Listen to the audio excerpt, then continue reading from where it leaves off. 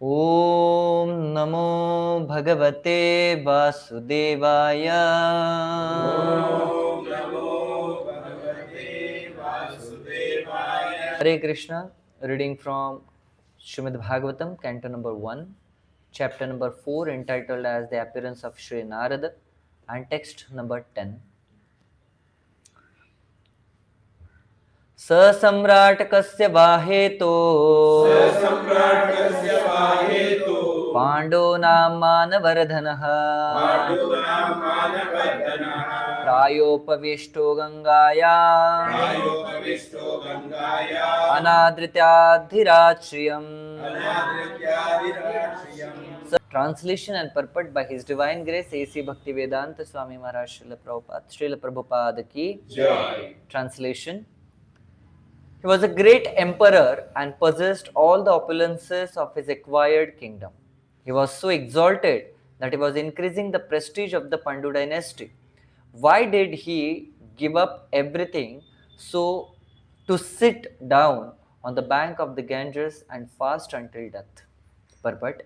Maharaj Parikshit was the emperor of the world and all the seas and oceans, and he did not have to take the trouble to acquire such a kingdom by his own effort. He inherited it from his grandfathers, Maharaj Yudhishthir, and brothers. Besides that, he was doing well in the administration and was worthy of the good names of his forefathers. Consequently, there was nothing undesirable in his opulence and administration. Then why should he give up all these favorable circumstances and sit down on the banks of the Ganges, fasting till death? This is astonishing, and therefore all were eager to know the cause.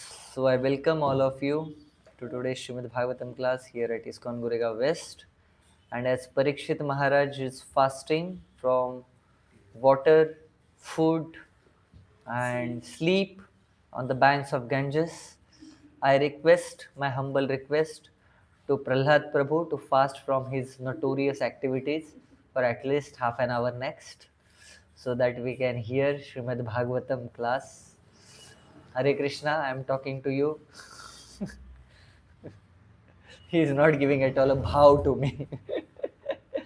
Hare Krishna. So, the glory and the speciality of Shrimad Bhagavatam की महिमा या glories ऐसी है कि श्रीमद् भागवतम शुरुआत होते ही वो हमें सबसे बड़ा प्रिंसिपल, एक तत्व सिखाता है जो हमारे भक्ति में बहुत महत्वपूर्ण है. श्रीमद् भागवतम की शुरुआत होते ही श्रीमद् भागवतम हमें प्रैक्टिकली, प्रात्यक्षिक रूप से ये दिखाता है कि हम शरीर नहीं, हम सभी के सभी आत्मा है. श्रीमद् भागवतम के प्रथम जो वक्ता है वो शुकदेव गोस्वामी है. शुकदेव गोस्वामी का जैसे ही जन्म हुआ था, वो अपने माता के गर्भ से आए तो कोई वस्त्र उन्होंने पहने नहीं थे, और जब वो जंगल में चलने लगे तो सुंदर स्त्रियां जो तालाब में नहा रही थी, उनको देख के शुकदेव गोस्वामी के हृदय के अंदर कोई भाव प्रकट नहीं हुआ, विशेषता कोई भौतिक भाव प्रकट नहीं हुआ, क्योंकि वो शरीर से ऊपर है. तो शुकदेव गोस्वामी जो सर्वप्रथम भागवतम के वक्ता बने, वो शरीर से ऊपर है, शारीरिक भावनाओं से ऊपर है. और जो प्रथम श्रोता है श्रीमद् भागवतम के, परीक्षित महाराज, वो भी जब श्रीमद् भागवतम सुन रहे थे उस समय भूख, प्यास और नींद, ये जो बहुत बेसिक जरूरतें हैं शरीर की, उससे भी ऊपर होके उन्होंने श्रीमद् भागवतम सुना. तो श्रीमद् भागवतम सर्वप्रथम शुरुआत होते ही हमारे शारीरिक भावनाओं का खंडन करता है और हमें सबसे उच्च तत्व देता है कि हम शरीर नहीं, हम सभी आत्मा है. और यही श्रीमद् भागवतम की विशेषता है. तो श्रीमद् भागवतम की शुरुआत होते ही अभी यहाँ पे सुत गोस्वामी शौनकादि ऋषि श्रीमद् भागवतम को डिस्कस कर रहे हैं, उसके ऊपर चर्चा कर रहे हैं. और इस श्रीमद् भागवतम के ऊपर चर्चा करते समय शौनकादि ऋषियों को जब परीक्षित महाराज के बारे में पता चला तो उनके लिए वो बहुत नेचुरल जिज्ञासा थी, एक स्वाभाविक जिज्ञासा इनके हृदय में आई. अगर मुझसे सही में कुछ शब्द बहुत ज़्यादा हेवी वाले हिंदी ऑफ कोर्स वैसे होंगे नहीं, परंतु अगर होते हैं तो कृपया जिन भक्तों को अगर समझ में नहीं आएगा वो पूछ लीजिए, इसलिए मैं थोड़ा इंग्लिश थोड़ा हिंदी में से बोलते हुए जा रहा हूँ फिलहाल। तो शौनक आदि ऋषियों ने जब सुना कि अरे ये परीक्षित महाराज जो है वो विशेषतः पांडवों के ग्रैंड चाइल्ड है, नाती पोते हैं, तो उनको बहुत बड़ा राज्य तो ऑलरेडी मिल चुका था, वो विरासत में आया हुआ युधिष्ठिर महाराज, भीम, अर्जुन, नकुल, सहदेव के द्वारा वो सबका सब क्या आया हुआ है, विरासत में आया है। तो इतना सौभाग्यशाली व्यक्ति है कि जिसको इतना विरासत में पूरे पृथ्वी का राज्य मिला हुआ है, और ऊपर से बोला भी जाता है कि उनका एडमिनिस्ट्रेशन जो है वो बहुत अच्छा था, कि कली को जो व्यक्ति चैस्टाइज कर सकता है, कली को जो दंड दे सकता है, ऐसे व्यक्ति का एडमिनिस्ट्रेशन हम सोच सकते हैं कि किस लेवल पे रहेगा। परंतु फिर भी परीक्षित महाराज जो है ये सारे इतने सारे ऑपुलेंट राज्य को छोड़ के गंगा के किनारे जाके क्यों बैठे, और भले ही वो वानप्रस्थ लेने का समय आए तब जाके वो छोड़ दे तो ठीक है, परंतु वो अपने तारुण्य में थे, जवानी में थे, और उसी समय उन्होंने इसका त्याग करके ये क्यों चले गए कि जहां पे उनको श्रीमद् भागवतम सुनने को मिला। ऐसे क्या परिस्थिति आई, ऐसी क्या घटनाएं हुई जिनके वजह से उन्होंने अपने राज्य का त्याग कर दिया। तो कोई भी व्यक्ति अगर बहुत ऑपुलेंट और बहुत ऐश्वर्य है उसके पास, वो अचानक से उस चीज को छोड़ देता है तो लोगों के लिए वो एक चर्चा का विषय बन जाता है कि अरे इतना तो अच्छे से चल रहा था। जैसे रिसेंटली मैंने एक सुना कि एक सेलिब्रिटी जो है वो अपने उसके बहुत सारे नेटफ्लिक्स पे वगैरह ऐसे ये आ रहे थे, सीरीज वगैरह आ रहे थे, और अचानक से उसको जब बेबी हुआ, लाइक चाइल्ड हुआ, बच्चा होने के बाद उसने अचानक से डिक्लेयर किया कि I will be no more working in Bollywood और such kind of serials. And वो अपने पीक पे था, वो सेलिब्रेशन के या फिर अपने नेम फेम प्रेस्टीज के। तो अचानक से वो सारे न्यूज में क्या बन गया, चर्चा का विषय बन गया। तो इस दुनिया में, इस भौतिक जगत में विशेषता लोगों को ऐश्वर्य चाहिए होता है, और उस ऐश्वर्य को मिलने के बाद व्यक्ति अपने आप को बहुत बड़ा राजा समझने लगता है, परंतु ऐसे ऐश्वर्य का कोई त्याग कर देता है तो ऐसी जो अनासक्ति होती है वो लोगों के लिए बहुत बड़ा चर्चा का विषय बन जाता है। इन दिस मटेरियल वर्ल्ड में, भौतिक जगत में, ये जो आशा विशेषता रहती है हमारी, और उस आशा के प्रति हमारा जो अटैचमेंट, आसक्ति रहती है, ये हमारे दुखों का कारण बनता है। और जब इन चीजों से हम अनासक्त बन जाते तब हमारे खुशी का कारण बनता है। Expectations in this material world are a cause of misery. Especially the attachment to expectations causes more misery in our life.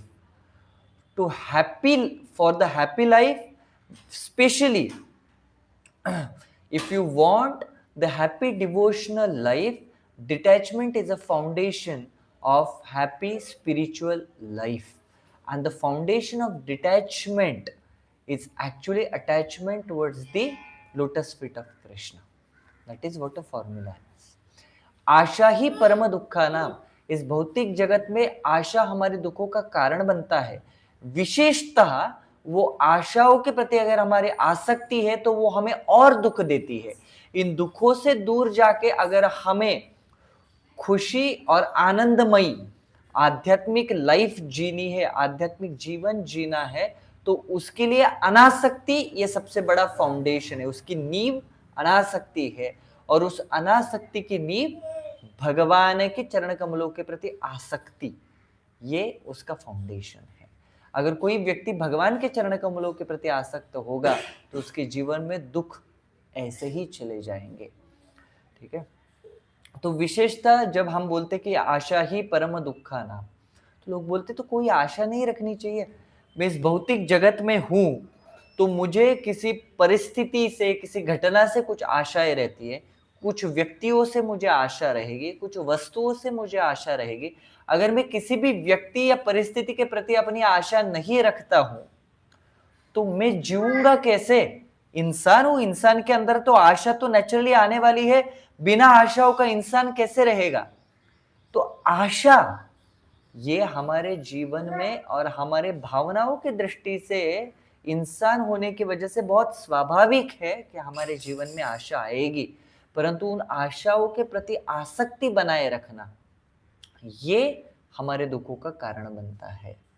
विशेषता unnecessary and too much attachment, जरूरत से ज्यादा आसक्ति रखना अपनी आशा के प्रति, ये हमारे दुखों का कारण बनता है। आशा है मेरी कि मेरा बच्चा जो है बड़ा बन के भक्त बनेगा, 16 माला करेगा, फिर ब्रह्मचारी बनेगा और कुछ दिनों के बाद फिर 50 का हो जाएगा तो सन्यास ले लेगा। आशा अच्छी बात है, परंतु नहीं तुझे यही करना है, ये नहीं करेगा तो कैसे होगा? और बच्चा बोलता है नहीं तो मुझे तो गृहस्थ ही बनना है और माला तो मुझे हाथ में नहीं लेनी है। तो फिर उस टाइम पे क्या होता है, क्योंकि मैंने सोचा था मेरे बच्चे के लिए कुछ तो हो जाए, ये मेरी आशा थी कि मेरा बच्चा ऐसा बन जाए, अभी क्या होता है, देखो मेरा बच्चा डिवोटी नहीं बन पा रहा, डिवोटी नहीं बन पा रहा। ये भौतिक लोगों के लिए भी होता है।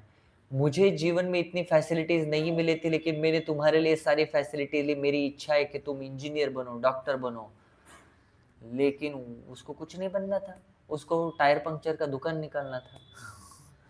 तो पिताजी को क्या होता है, तकलीफ होती है। आशा रखी थी, आसक्ति जो उस आशा के प्रति कि मेरा बच्चा आगे जाके मेरा नाम रोशन करेगा, जब वो आसक्ति जरूरत से ज्यादा बढ़ जाती है तो वो आसक्ति आपको दुखों का कारण बन जाती है। तो ऐसे बहुत सारे उदाहरण हमें इस दुनिया में दिखाई देते। सर्वप्रथम बहुत सुंदर सा उदाहरण है धृतराष्ट्र। आशा अच्छी थी कि मुझे हस्तिनापुर का राज्य मिले, परंतु उस आशा के प्रति वो इतना आसक्त बन गया था कि अपने 100 बच्चों को वो सैक्रिफाइस, उनका त्याग करने के लिए भी तैयार हो गया। उसको पता था कि पांडवों से अगर लड़ाई झगड़ा करेंगे, अगर वॉर होगा, तो पांडव के सारे पांडव जो है वो क्या है, बहुत पवित्र है, वो बहुत पायस है, और मेरे बच्चे इतने पायस नहीं है, तो उनसे अगर वो लड़ाई करते हैं, और विशेषता भगवान कृष्ण पांडवों के साइड से, तो जीतने का कोई चांस ही नहीं है। परंतु फिर भी उसने वो चांस लिया, क्यों? आसक्ति नहीं छोड़ पा रहा था मैं। कभी कभी लोग तो अपने रिनंसिएशन के प्रति भी आसक्त हो जाते हैं। दशरथ महाराज है, रिनंसिएशन का एग्जाम्पल देते। दशरथ महाराज किससे आसक्त थे? रामचंद्र जी से। तो वो आसक्ति अच्छी थी या बुरी थी? एक्चुअली वो आसक्ति अच्छी थी, परंतु और एक व्यक्ति के प्रति वो बहुत ज्यादा आसक्त थे, और वो आसक्ति जो थी उनकी वो बहुत भयानक थी, और वो थी कैकेयी माता, है ना? तो उस कैकेयी माता से उन्होंने ये आशा नहीं की थी कि वो रामचंद्र के खिलाफ जाएगी, परंतु उनकी आशा का जब निराशा हो गई, तब जाके उनको जान के ऊपर बीती है, उनको अपने प्राण त्यागने पड़े हैं केवल एक व्यक्ति के प्रति आसक्ति रखने के बाद। तो आसक्ति जो है ना वो बहुत भयानक है, और अपने इच्छाओं के प्रति भी आसक्ति रखना उतना ही भयानक होता है। इच्छा रखना बुरी बात नहीं है, परंतु इच्छाओं के प्रति टू मच अटैचमेंट, जरूरत से ज्यादा आसक्ति रखना हमारे विनाश का कारण बन सकती है, विशेषता हमारे भक्ति के विनाश का कारण हो सकती है। जैसे विश्वामित्र मुनि, उनको भी अपने वैराग्य के प्रति बहुत ज्यादा ये था, एक सेल्फ एस्टिमेशन था, एक उनको आसक्ति थी कि देखो मैं तो बहुत डिटैच रहूंगा, मुझे ब्रह्मर्षि का ये बनाना है। तो जब राजर्षि दिया तो बोलते नहीं ये पदवी नहीं चाहिए, मुझे तो ब्रह्मर्षि चाहिए। परंतु जब मेनका आई, जब रंभा आई, तब उनको पता चला कि ये अच्छा बात नहीं है, किसी भी नाम, किसी भी उपाधि के प्रति आसक्ति रखना ये अच्छा नहीं है।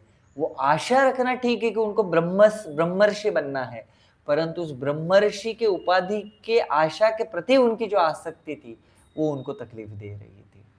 तो हमारे तकलीफों का कारण हमारी आसक्ति बनती है, चाहे वो हमारे घर के प्रति रहे, बच्चों के प्रति रहे, माता पिता के प्रति रहे, पति पत्नी के प्रति रहे, हमारे पोस्ट पोजीशन के प्रति रहे, ऐश्वर्य प्रॉपर्टी के प्रति रहे, किसी भी चीज के प्रति आसक्ति बनाए रखना हमारे जीवन में तकलीफों का कारण है। इसलिए कुंती महारानी अपनी प्रार्थनाओं में क्या बोलती है? जन्म ऐश्वर्य श्रुति श्रीभीर येद मान मदपुमान निर्वाहत्य विधातुम वै त्वम अकिंचन गोचर। भगवान आप ऐसे ही भक्तों के स्वामी हैं जिनको इस भौतिक जगत के प्रति कोई आसक्ति नहीं है। जन्म, ऐश्वर्य, श्रुति, श्री, ये जो ऐश्वर्य आपको मिलता है, बड़ा जन्म मिलता है, बहुत बड़ा इंटेलिजेंस मिलता है, ये एक्चुअली आपके भक्ति में ऑब्स्टेकल से, ये अड़चन है। अगर कोई व्यक्ति इन अड़चनों से दूर होकर केवल आपके चरणों के प्रति आसक्त हो जाता है, तो ऐसे ही भक्त के प्रति आप स्वामी बनने की कोशिश करते हैं, ऐसे ही भक्त के आप स्वामी रहते हो। अन्यथा आप देखिए, जितने भी व्यक्तियों के पास ये भौतिक ऐश्वर्य रहता है, वो भक्ति में आते नहीं है।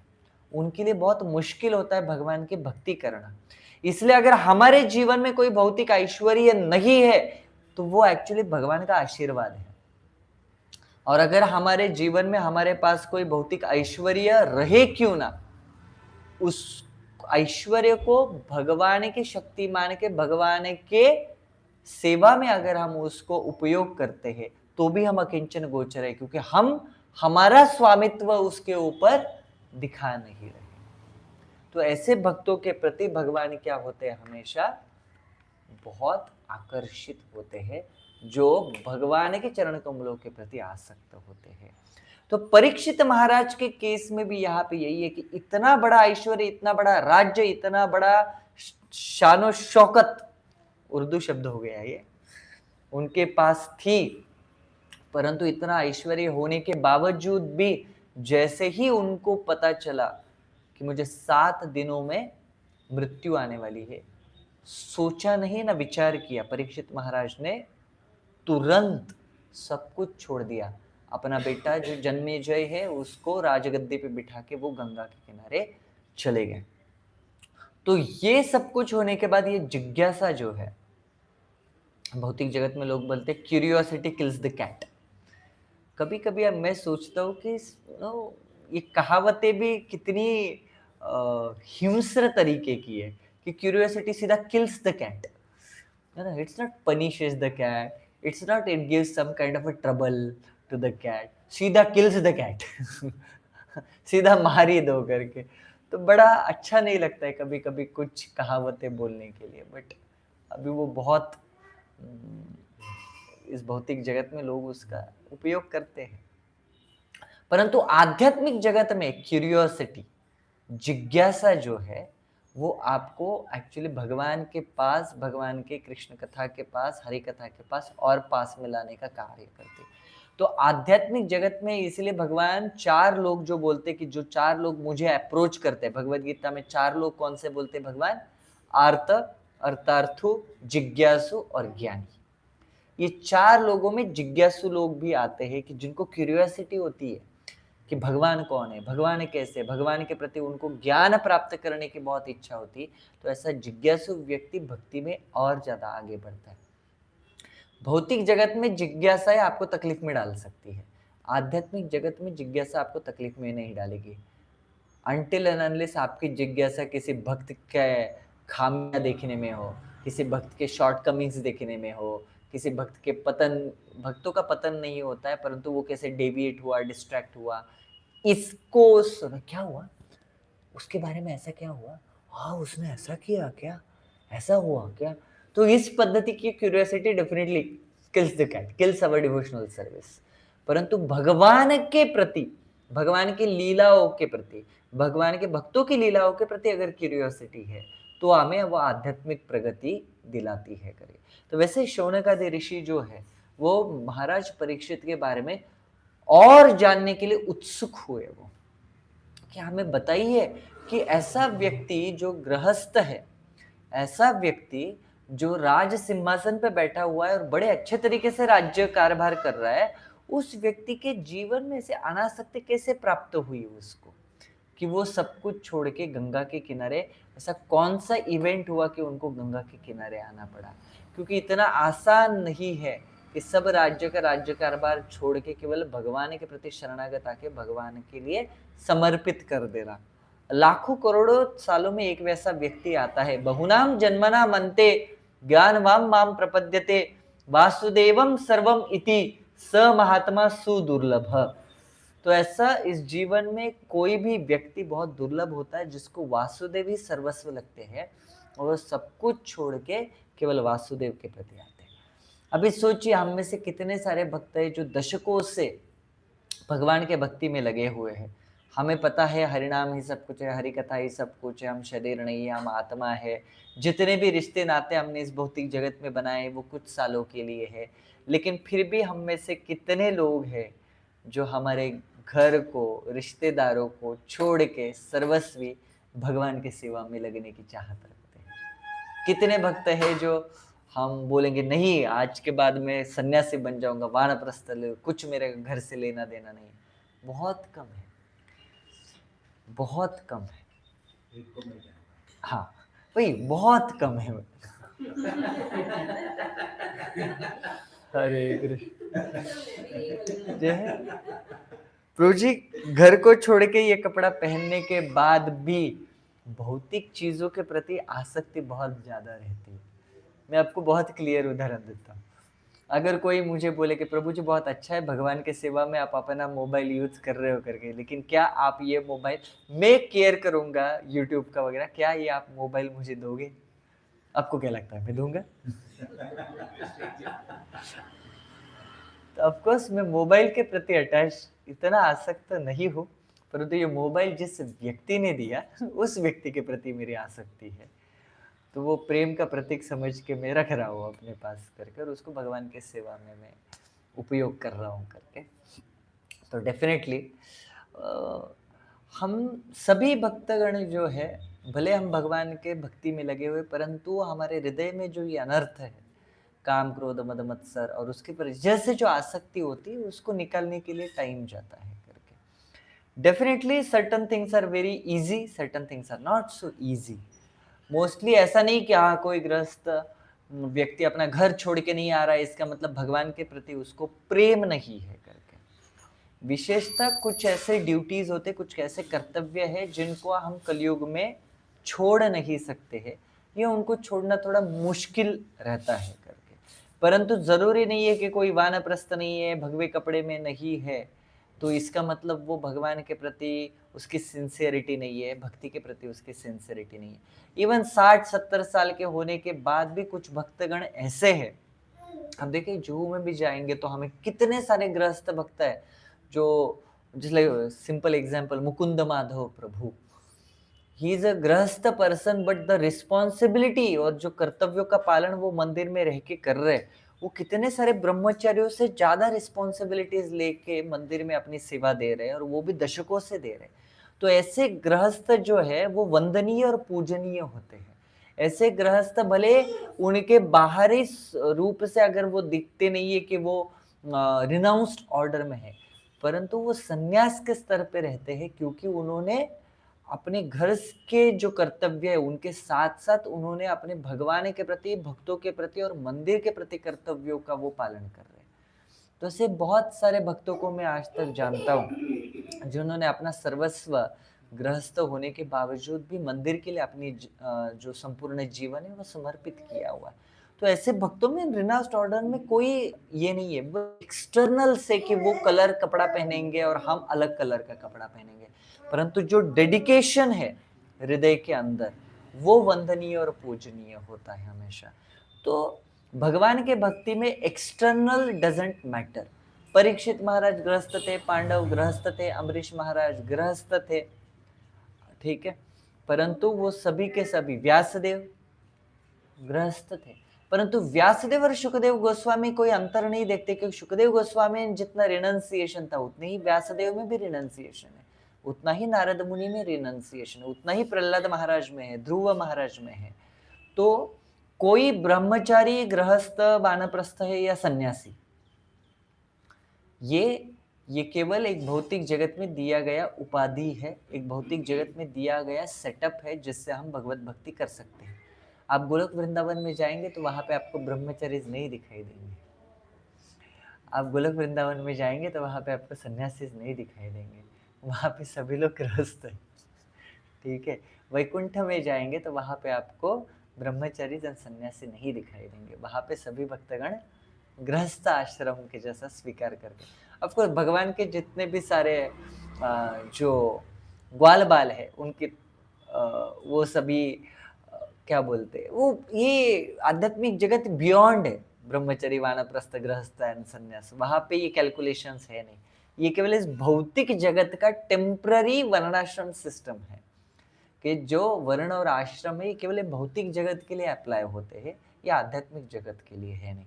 और हम जो पालन करते हैं भक्ति में वो आध्यात्मिक जगत के नियमों का पालन करते हैं, तो इसलिए ये सारी एक्सटर्नल्स है।